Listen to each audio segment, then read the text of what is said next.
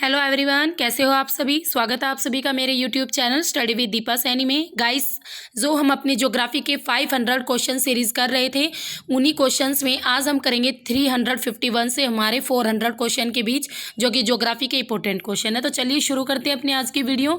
निम्न में से आगन्य चट्टान के संबंध में कौन सा कथन करेक्ट है।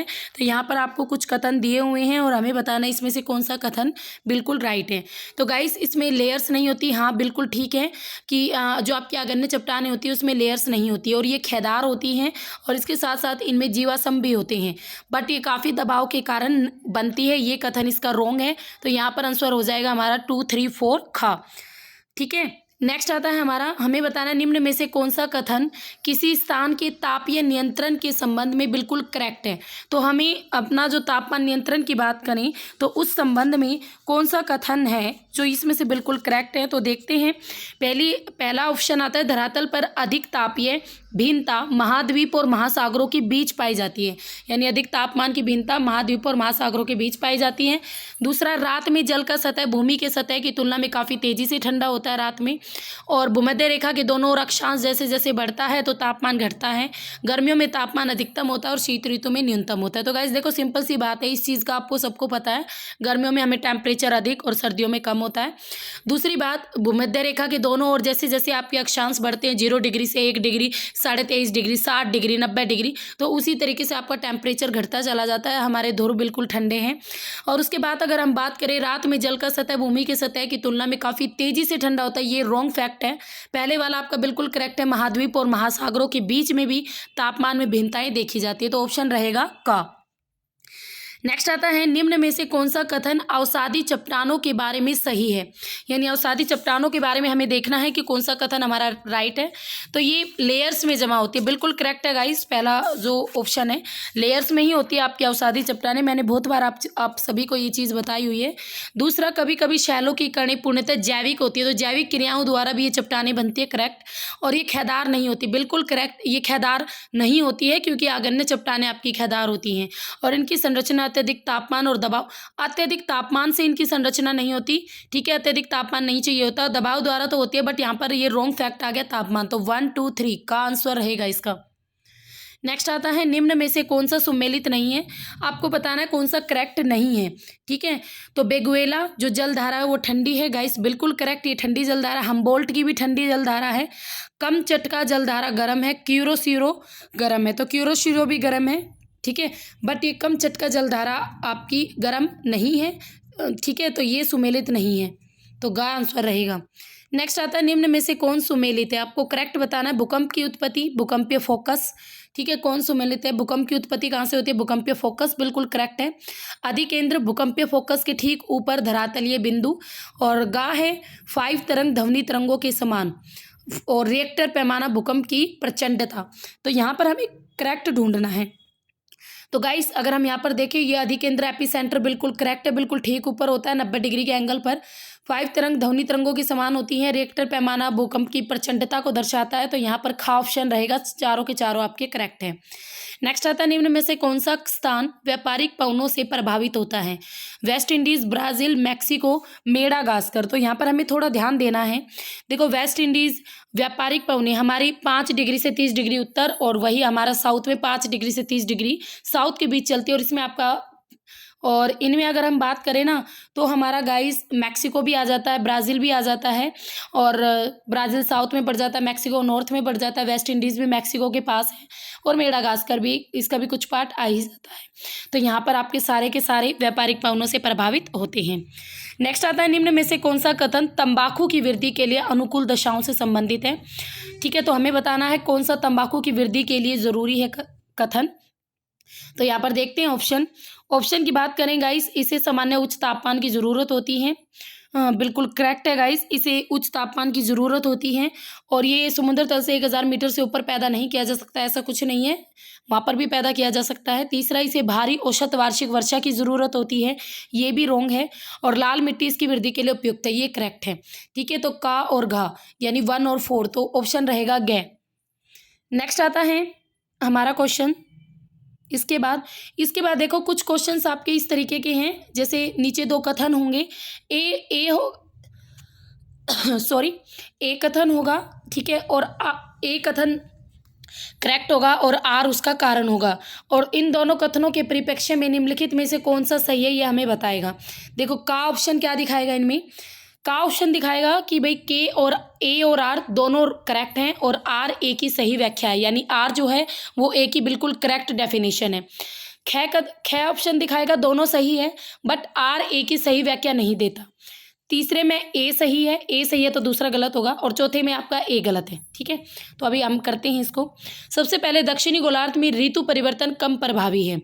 उत्तरी गोलार्ध में स्थल क्षेत्र की अधिकता है और वनस्पति दक्षिणी गोलार्ध की, ठीक है। तो यहाँ पर अगर हम गाइस बात करें ना, देखो ऋतु परिवर्तन कब कम प्रभावी है दक्षिणी गोलार्ध में, क्यों? अब सबको पता है वहाँ पर हमारा वाटर एरिया ज़्यादा है और लैंड एरिया कम है।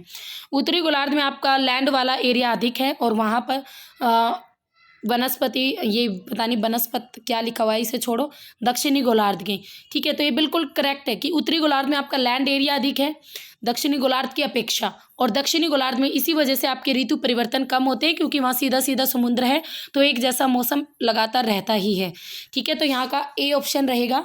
ए और आर दोनों करेक्ट है और दोनों एक दूसरे की सही डेफिनेशन देते हैं।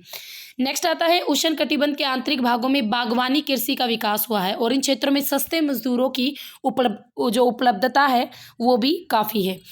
तो गाइस अगर हम बात करें ना, यहाँ पर जो उष्ण कटिबंध के आंतरिक भागों में आपकी बागवानी कृषि का विकास नहीं हुआ है, ए रॉन्ग फैक्टर है, बट इन एरियाज में आपके सस्ते मजदूर की उपलब्धता है, ठीक है। तो ए आपका गलत है बट आर आपका ठीक है।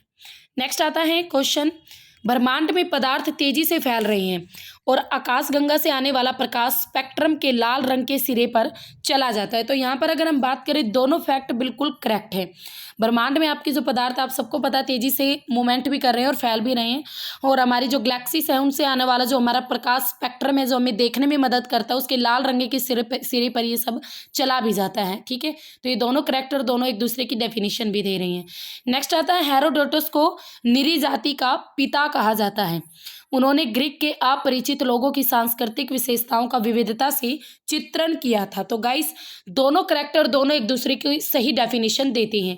जो हेरोडोटस थे उन्हें निरी जाति का पिता माना जाता है क्योंकि उन्होंने वहाँ की जो अपरिचित लोग थे उनकी सांस्कृतिक विशेषताओं का विविधता से चित्रण किया था, ठीक है।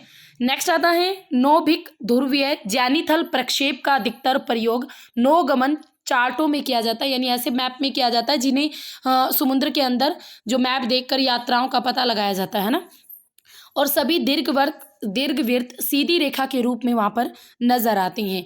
तो बिल्कुल करेक्ट है दोनों के दोनों। ये एग्जाम में भी पूछा गया था कि जो नौभिनिक ध्रुवीय जैनिथिल प्रक्षेप होते हैं उनका यूज़ किस में किया जाता है, तो नौगमन चार्टों में यूज़ होता है, और इनमें जो आपके लंबे लंबे वृत्त होते हैं दीर्घ, वो सीधी रेखा के रूप में नजर आते हैं। तो दोनों करेक्ट और दोनों एक दूसरे की सही डेफिनेशंस भी देते हैं।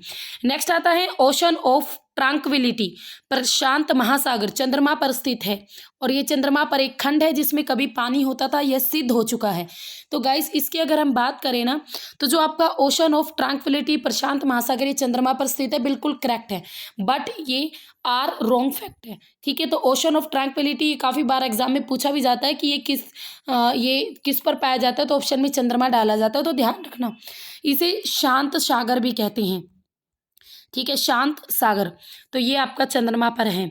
नेक्स्ट आता है कठोर लकड़ी के वृक्ष उष्ण कटिबंधीय क्षेत्रों में पाए जाते हैं। उच्च तापमान और उच्च वर्षा उष्ण कटिबंधीय क्षेत्रों की विशेषता है। तो यहाँ पर हम बात करें, जो हमारी कठोर लकड़ी है वो यहीं पर मैंने आपको जब वन पढ़ाए थे तब बताया भी था कि ट्रॉपिकल फॉरेस्ट में आते हैं जो हमारे जो वन आते हैं लकड़ी वाले, उनकी जो लकड़ी होती है बहुत कठोर होती है, वहाँ पर हाईएस्ट टेम्परेचर और उच्च वर्षा के कारण ये सब कुछ होता है। तो इसका बिल्कुल दोनों करेक्ट है और दोनों एक दूसरे की सही डेफिनेशन भी दे रहे हैं। नेक्स्ट आता है क्वेश्चन, सभी देशांतर और केवल विषुवत रेखा दीर्घवृत्त है। तो जो सभी देशांतर रेखाएं हैं और जो विषुवत रेखा हमारी दीर्घवृत्त हैं, ग्लोब पर दीर्घवृत्त वह है जो ग्लोब के केंद्र से होकर गुजरता है। तो यहाँ पर गाइस अगर हम बात करें तो दोनों बिल्कुल करेक्ट हैं और दोनों हमें एक दूसरे पर इंटरेक्ट करते हैं, दोनों एक दूसरे पर प्रभावित भी करते हैं। नेक्स्ट आता है ज्वालामुखी प्लेटों की पुरानी सीमाओं पर नहीं होता है।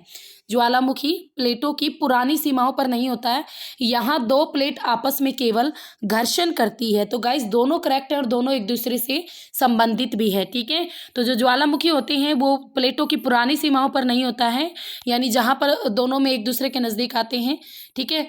तो यहाँ पर दो प्लेटें आपस में केवल घर्षण करती हैं। नेक्स्ट आता है आग्नेय शैल यांत्रिक अपक्षण हेतु ज़्यादा प्रवण है। आग्नेय शैल की जो संरचना होती है वो कणिकामय है, ठीक है। तो यहाँ पर भी ये दोनों कथन आपके करेक्ट है और दोनों एक दूसरे से संबंधित है। बिल्कुल महीन कणों वाली होती है कणिकामय और यांत्रिक अपक्षण द्वारा ये ज़्यादा प्रभावित होती हैं। नेक्स्ट आता है अमेजन घाटी में रबड़ का उत्पादन घट रहा है। और नेक्स्ट आता है विषुवतीय जलवायु रबड़ के बागानी खेतों के लिए अनुकूल है। तो गाइस यहाँ पर अगर हम देखें ना तो इसका जो आप बात करेंगे अमेजन घाटी में रबड़ का उत्पादन लगातार घट रहा है, बिल्कुल करेक्ट है। और विषुवतीय जलवायु रबड़ के बागानी खेतों के लिए अनुकूल है, ये भी करेक्ट है, पर दोनों एक दूसरे से संबंधित नहीं है। नेक्स्ट क्वेश्चन आता है मिश्रित कृषि में कृषि के असफल और नष्ट होने की जो संभावना होती है वो कम होती है। इस प्रकार की कृषि में विभिन्न समय में तैयार होने वाली फसलों का उत्पादन किया जाता है। तो यहाँ पर बात करें गाइस मिश्रित खेती में आपकी कृषि के असफल और नष्ट होने की संभावनाएं काफ़ी कम होती है, बिल्कुल करेक्ट है। इस प्रकार की खेती में विभिन्न टाइम पर जो फसलें तैयार की जाती है उनका उत्पादन किया जाता है, बिल्कुल करेक्ट है और दोनों एक दूसरे से संबंधित भी है, ठीक है। नेक्स्ट आता है भौतिक भूगोल में समस्याओं के समाधान में गणितीय मॉडल जो होते हैं वो प्रभावशाली होते हैं और गणितीय मॉडल सरलीकृत स्थिति प्रदान करता है, लेकिन ऐसा जिसे सटीक ढंग से अंकों में व्यक्त किया गया हो, इसी कारण से उनका गणितीय परिचालन संभव है। तो यहाँ पर अगर हम बात करें दोनों करेक्ट है और दोनों हमें सही व्याख्या प्रस्तुत करते हैं। नेक्स्ट आता है गृह हवा मौसमी हवा है। गृह हवा विभिन्न दाब क्षेत्रों में वायुमंडलीय दाब में भिन्नता के कारण पैदा होती है। तो गाइस जो प्लेटनरी हमारी जो विंड होती है वो मौसमी विंड नहीं होती, ये बिल्कुल गलत है, ठीक है। ये हमारी मौसमी विंड नहीं होती, तो ए गलत है। ये विभिन्न दाब क्षेत्रों में वायुमंडलीय दाब में भिन्नता के कारण पैदा होती है, ये करेक्ट है। तो ए ऑप्शन हमारा गलत है, आर करेक्ट है। नेक्स्ट आता है विषुवतीय क्षेत्रों में मौसम में परिवर्तन नहीं होता। गोलार्ध के केंद्र पर विषुवत रेखा एक काल्पनिक रेखा है। इसकी बात अगर हम करें तो आपका जो ए ऑप्शन है विषुवतीय क्षेत्रों में मौसम में परिवर्तन नहीं होता, और ये आपका बिल्कुल गलत है। मौसम में परिवर्तन होता है और गोलार्ध के केंद्र पर विषुवतीय रेखा एक काल्पनिक रेखा, ये बिल्कुल करेक्ट है। नेक्स्ट आता है चांद का सिर्फ हमें एक ही हिस्सा दिखाई देता है। चंद्रमा पृथ्वी के चारों ओर चक्कर लगाता है। तो इसकी बात करें गाइस तो चांद का सिर्फ हमें एक ही हिस्सा दिखाई देता है, ठीक है। ये बिल्कुल पृथ्वी चंद्रमा देखो ध्यान से देखना, चांद का सिर्फ हमें एक ही हिस्सा दिखाई देता है ऐसा नहीं है। चांद का हमें लगभग 59% जो हिस्सा है दिखाई देता है। कई बुक में आपको 57 देखने को मिलेगा, ज़्यादातर 57 ही मिलेगा। ये इतना हिस्सा हमें देखने को मिलता है, तो एक हिस्सा नहीं काफ़ी एरिया हमें देखने को मिल जाता है चंद्रमा का, ठीक है। ऐसी कोई बात नहीं है। अब इसमें अगर हम बात करें तो चंद्रमा पृथ्वी के चारों ओर चक्कर लगाता है, बिल्कुल करेक्ट है ये चीज़। तो ये चीज़ कहीं ना कहीं रॉन्ग फैक्ट दिखा रही है। नेक्स्ट क्वेश्चन आता है डैश के कारण समताप सीमा में उच्च तापमान होता है। किसके कारण भाई समताप सीमा में उच्च तापमान होता है? तो यहाँ पर अगर हम बात करें ओजोन परत द्वारा जो पराबैंगनी किरणें उनका अवशोषण करने से आपकी समताप सीमा यानी स्ट्रेटोस्फीयर में हाईएस्ट टेम्परेचर होता है। नेक्स्ट आता है वाटर गेट नाम दिया गया है। वाटर गेट नाम किसे दिया गया है? मिसिसिपी के आर पार बांध के एक गेट को, हडसन नदी के ऊपर बने एक बांध को, ठीक है, या वाशिंगटन में डेमोक्रेटिक पार्टी का मुख्यालय। तो वाटर गेट अगर हम नाम की बात करें ना गाइस तो ये वाशिंगटन में एक डेमोक्रेटिक पार्टी का हेडक्वार्टर है। नेक्स्ट आता है 25 किलोमीटर की ऊंचाई पर कौन सी एक गैस एक लेयर में है जो पराबैंगनी किरणों से बचाती है? तो सबको पता है O3 यानी ओजोन। नेक्स्ट आता है किस यूनानी विद्वान ने एप्रिन शब्द का यूज ज्ञानेंद्रियों द्वारा महसूस नहीं किए जा सकने के संदर्भ में किया था? तो ये क्या था गाइस? एनेक्सीमेंडर ने, ठीक है, एप्रियन शब्द का यूज़ किया था ज्ञानेंद्रियों द्वारा महसूस ना किए जा सकने के संदर्भ में एनेक्सीमेंडर ने। नेक्स्ट आता है प्रशांत महासागर के पूर्व की ओर उपसतही प्रतिगामी धारा होती है उसे क्या कहते हैं? तो गाइस वो है हमारी कोम्ब्रेल धारा। कौन सी धारा? कोम्ब्रेल धारा। नेक्स्ट आता है किसने कहा था कि भूस्थान कोई जगह या घटना नहीं है, यह वस्तु और घटनाओं का एक प्रकार का ढांचा है जिसमें निरीक्षण हेतु अलग अलग खांचे होते हैं। हैं। तो ये कथन था गाइस इमैनुअल कांट महोदय का। ठीक है, तो गाइस या जैसे कि आप क्वेश्चंस का लेवल देख रहे हो, तो ये क्वेश्चंस आपके पीजीटी के लिए मोस्ट इंपॉर्टेंट है। और इसके साथ साथ आप देख सकते हो आजकल क्या हो रहा है कि टीजीटी में भी काफ़ी हाई और स्टैंडर्ड लेवल के क्वेश्चन डाले गए हैं। तो टीजीटी और पीजीटी दोनों ही लेवल्स के लिए इंपॉर्टेंट क्वेश्चन है और इसके साथ साथ नेट के लिए भी। तो ध्यान से कीजिएगा सारे क्वेश्चंस को। नेक्स्ट आता है मानव द्वारा निर्मित किस भूदृश्य को किसने सौगे नजस जीनस संद किंजिस कहा था? ये किसने कहा था गाइस? कार्लो सावर ने, ओटो शलूटर ने, इमैनुअल कांट ने या कार्ले रीटर ने?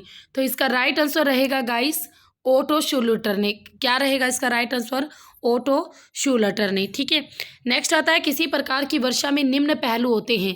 हवाओं का उतार चढ़ाव, हवाओं का क्षैतिज प्रवाह, हवाओं का ऊपर जाकर संघनित होना। तो राइट आंसर रहेगा जो वर्षा होती है वो किस पहलू से होती है? जब हवाएं ऊपर जाकर संघनित होती है, बादल बनते हैं, फिर वर्षा होती है। नेक्स्ट आता है आर्कटिक वृत्त स्थित है। आर्कटिक वृत्त कहाँ पर है? तो विषुवत रेखा के उत्तर में 66.5 डिग्री पर आपका आर्कटिक वृत्त है। और अंटार्कटिक वृत्त की बात करें तो अंटार्कटिक वृत्त आपके किसके समानांतर है? देशांतर के, अक्षांश के, उपरोक्त दोनों के, या इनमें से कोई नहीं? तो गाइस अक्षांशों के समानांतर है। और आपके विषुवत रेखा के जो 66.5 डिग्री साउथ में जो वृत्त पड़ता है, सर्कल पड़ता है, उसे कहते हैं अंटार्कटिक वृत्त। नेक्स्ट आता है सूर्य से बढ़ती दूरी में सजाए। आपको सूर्य से बढ़ती दूरी में सजाना है, सूर्य से बढ़ते दूरी में ग्रह लगाने। शुक्र, मंगल, पृथ्वी, मैग्नेटस। आई डोंट नो ये मैग्नेटस क्या डाल दिया। तो यहाँ पर देखो अगर हम बात करें मैग्नेटस तो अब देखो शुक्र, पृथ्वी, मंगल, तो इसमें तो शुक्र पहले नंबर पर आता है और फिर हमारी पृथ्वी आती है, फिर मंगल आता है। तो 3 1 3 2 1 3 2 इसी एक में ही है। तो इसका आंसर रहेगा ये मैग्नेटस जो भी हो। ठीक है, तो इसको हम आगे कर देंगे। नेक्स्ट आता है क्वेश्चन वायुमंडल को मोटे तौर पर होमोस्फीयर और हेट्रोस्फीयर में बांटा गया है। होमोस्फीयर की जो ऊंचाई है वो कितनी है? होमोस्फीयर की ऊंचाई बात करें गाइस वो 90 किलोमीटर तक है। ठीक है, तो होमोस्फीयर की 90 किलोमीटर तक ऊंचाई है। नेक्स्ट आता है वायुमंडल है क्या है? वायुमंडल पृथ्वी के चारों ओर गैसों का आवरण। तो गाइस पहला ही ऑप्शन बिल्कुल करेक्ट है, आप सबको पता है हमारी पृथ्वी के चारों ओर जो गैसों का आवरण है वही वायुमंडल है। नेक्स्ट आता है वायुमंडलीय दाब का तात्पर्य है। तो वायुमंडलीय दाब के तात्पर्य की बात करें तो क्या है वायुमंडलीय दाब? तो यहाँ पर बल की वह मात्रा जो किसी एक यूनिट धरातलीय क्षेत्र पर लगती है, संपूर्ण वायु कूलम का वजन जो किसी एक निश्चित पॉइंट पर है। तो गाइस ये दोनों ही कथन करेक्ट हैं। ठीक है, दोनों ही कथन करेक्ट हैं। नेक्स्ट आता है आयतन के अनुसार वायुमंडल में कार्बन डाइऑक्साइड मात्र ppm प्रति मिलियन अंश है। तो आयतन के अनुसार बताना है आपको, तो यहाँ पर कुछ 100 आ जाएगा। ठीक है, वायुमंडल में कार्बन डाइऑक्साइड की मात्रा मात्र 100 ppm यानी प्रति मिलियन अंश है। नेक्स्ट आता है गाइस हमारा लीबिया की राजधानी और मुद्रा को ठीक ठाक चुने। तो लीबिया की राजधानी त्रिपोली मैंने आपको बहुत बार पढ़ाया है और लीबिया की कैपिटल है दिनार। तो गा आंसर इसका करेक्ट रहेगा। नेक्स्ट आता है उत्पादन की दृष्टि से घटते क्रम में कपास उत्पादन देशों को हमने चुनना है। तो सबसे पहले कपास उत्पादन में चाइना आता है, तो 2 ऑप्शन हो गए। दूसरे पर अमेरिका आता है, तीसरे पर हमारा भारत आता है। तो गा आएगा, ये खा नहीं होगा, गा होगा। नेक्स्ट आता है सही जोड़े को चुने। सेलवास ओरेनिको बेसिन की घास भूमि। ठीक है, हमें एक बिल्कुल करेक्ट ऑप्शन को देखना है। अगंथास हिंद महासागर की जलधारा, सिरक्को आल्प्स की ठंडी पवनी। ठीक है, और आयोसियो ग्रीनलैंड की गर्म धारा। तो देखो आयोसियो ठंडी धारा होती है, सिरक्को ठंडी पवनी नहीं होती। सेलवास ओरेनिको बेसिन की घास भूमि को सेलवास नहीं कहती। ठीक है, तो यहाँ पर यही करेक्ट है, अगंथास हिंद महासागर की जलधारा। नेक्स्ट आता है नींबू प्रजाति के फल सामान्यतः कहाँ पैदा होते हैं? तो गाइस ये नींबू और जितने भी हमारे खट्टी जैसे संतरा है, ठीक है, तो इस तरीके की जो जितने भी हमारे फल होते हैं या जो भी होते हैं ये भूमध्य सागरीय क्षेत्रों में पैदा होती हैं। नेक्स्ट आता है निम्न कथनों पर ध्यान दें। उपध्रुवीय निम्न दाब क्षेत्र पृथ्वी के घूर्णन के परिणाम स्वरूप पैदा हुए गति के कारण होता है। उपध्रुवीय निम्न दाब क्षेत्र का प्रतिनिधित्व एकल महासागरीय कोष्टिकाएं होती हैं। तो इसकी अगर हम बात करें गाइस तो दोनों ही कथन बिल्कुल करेक्ट हैं, ये निम्न दाब वाले चैप्टर से रिलेटेड है। नेक्स्ट आता है निम्न कथनों पर विचार कीजिए। मध्य महासागरीय कटकों पर भूकंप छिछले केंद्र वाले होते हैं, यानी ऊपर ऊपर वाले होते हैं। महासागरीय तल कभी भी क्रिटेशियस अवधि से अधिक पुराना नहीं है। तो इसकी बात करें गाइस दोनों ही कथन आपके बिल्कुल करेक्ट है। तो महासागरीय तल कभी भी क्रिटेशियस अवधि से अधिक पुराना नहीं है। नेक्स्ट आता है, इन कथनों पर फिर से विचार करना है। वस्तुओं की कोणीय दूरी को मापने हेतु सेक्सटेंट को किसी सहारे की आवश्यकता नहीं होती। सेक्सटेंट के ऊर्ध्वाधर और क्षैतिज और तिरछी तत्वों हेतु प्रयोग में इन्हें लाया जा सकता है। तो गाइस यहाँ पर भी ये दोनों ही कथन आपके बिल्कुल करेक्ट हैं। नेक्स्ट आता है, निम्न कथनों पर विचार कीजिए। नोमोनिक ध्रुवीय जेनिथल प्रक्षेप का उपयोग अधिकतर नौगमन चार्टों में होता है, ये मैंने अभी बताया आपको। इस प्रक्षेप पर एक गोलार्ध का नक्शा बनाना असंभव है। तो गाइस यहाँ पर भी ये दोनों ही कथन बिल्कुल करेक्ट है, ये हमने अभी भी किए थे थोड़ी देर पहले ही। नेक्स्ट आता है, अंतर्राष्ट्रीय तिथि रेखा के संबंध में निम्न कथनों पर विचार कर सही कथनों को चुनो। ये एक 181 डिग्री देशांतर के नज़दीक है, यानी इंटरनेशनल डेट लाइन के बारे में आपको बताना है। तो हाँ जी, 181 डिग्री के नज़दीक हो सकती है। उसके बाद यह ग्रीनविच रेखा है, जो मध्य समय, ग्रीनविच रेखा ये नहीं है, बिल्कुल रॉन्ग है। यह देशों के बीच में इस समय और तिथि निर्धारण करने की समस्या का समाधान करती है और यह 180 देशांतर द्वारा निर्धारित होता है, लेकिन यह सीधी रेखा नहीं है। तो इसकी बात करें ना गाइस, तो ये आपकी देशों के बीच समय और तिथि निर्धारण की समस्या का समाधान करता है, बिल्कुल करेक्ट। और ये 180 देशांतर द्वारा निर्धारित होती है और ये सीधी रेखा नहीं है, ये भी बिल्कुल करेक्ट है। तो गा और घा ये दोनों बिल्कुल 100% करेक्ट है। नेक्स्ट आता है, गले सड़े वनस्पति से जैविक अम्ल उत्पादन होता है जो खनिजों की अपक्षरण करते हैं। तो इसे क्या कहते हैं? तो गाइस इसे कहते हैं रासायनिक अपक्षरण। इस प्रकार का जो अपक्षय होता है इसे रासायनिक अपक्षय भी कहते हैं। नेक्स्ट आता है, क्रांति है खगोलीय गोले पर देशांतर का समतुल्य, खगोलीय गोले पर अक्षांश का समतुल्य, प्रधान या मोतर का समतुल्य, या इनमें से कोई नहीं। तो गाइस इसका करेक्ट होगा खगोलीय गोले पर अक्षांश का समतुल्य। ठीक है, जो अक्षांश के समतुल्य है उसे कहते हैं रिवोल्यूशन। नेक्स्ट आता है, और आज के हमारी वीडियो का लास्ट क्वेश्चन नंबर 400। राजमहल गारो दरार में धंसान हुआ था, किस युग में हुआ था? पैलियोशियन, इयोसियन, ओलिगोसिन या टेलिस्टोसिन?